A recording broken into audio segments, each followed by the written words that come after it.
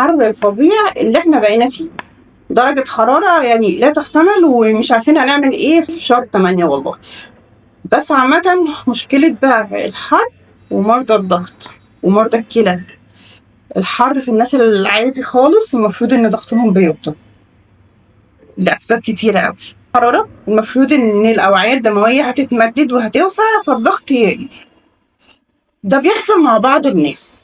فمرضى الضغط اللي ضغطهم بيقع أصلا نخلي بالنا بقى من النقطة دي، يا نروح عند الدكتور نظبط الجرعات بتاعتنا، لأن ساعات الجرعات بتبقى عالية قوي وهتلاقيه على طول مهبط وتعبان ومدروخ ورعشة ايده وعلى طول عرقان، لأن هو بياخد دواء ضغط مع أصلا إن الضغط بينخفض مع زيادة الحرارة فيقع مننا خالص. في بعض الناس اللي ضغطها أصلا بينخفض في الطبيعي، يعني نحاول بقى إن احنا نظبط الدنيا، نشرب مية كتير، نتجنب الإجهاد الحراري، نتجنب إن إحنا نقعد في أماكن فيها درجة حرارة عالية، نقعد في أماكن جيدة التهوية، لو متاح تكييف والله يا ريت، غير كده المراوح يعني ماشي. نلبس ملابس واسعة، بلاش الحاجات الضيقة لأنها هتحررك زيادة. نبقى معانا بورنيطة أو شمسية طول ما إحنا بره لو في مكان مفتوح. فلو أنت حضرتك بتحس ان انت مدروخ، تعبان، همدان، حاسس ان هيغمى عليك، بتاع عرقت جامد كده مره واحده، اي نعم الدنيا حر وبنعرق فانت يعني عرق زياده عن اللزوم، دي كلها اعراض هبوط الضغط. فلو انت حسيت باي عرض من الاعراض دي نشرب سوائل ومش اي سوائل.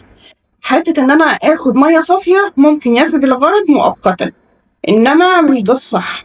الصح ان احنا بنفقد عرق، العرق دوت عباره عن ميه واملاح، فلازم اعوضها بميه واملاح. هاخد حاجه ميه ومعاها حاجه فيها املاح، يا اما اعملها بقى في البيت اللي هو المشروب بتاعنا، ميه وليمون وربع معلقه ملح، يا اما جاي اجيب عصاير جاهزه اللي هي المعلبه دي، لان ده بيبقى فيها نسبه صوديوم وبوتاسيوم محترمه يعني. فلما اجي اعوض العرق ما اعوضوش بميه بس، الا لو كنت رايح كده مشوار صغنن وجايه، انما لو انا بره مثلا طول اليوم او معظم الوقت ان انا بره وبعرق كتير وفي مكان حر وعارفه ان انا هعرق كتير، فلازم اعوض بميه ومعادن. ودي نقطه مهمه والكل بيغفل عنها، ونيجي بعد كده الناس يغمى عليها وما نعرفش ليه، او بيحصل لها تشنجات. الناس اللي بتتشنج ساعة الحر الجامد دوت لانها بتعوض بميه بس مش بتعوض بميه واملاح، فدي نقطه لازم نخلي بالنا منها جدا. تاني حاجه بقى مشكلتنا الحر مع مرضى الكلى. مريض الكلى اللي على غسيل مش هيقدر يعوض بميه،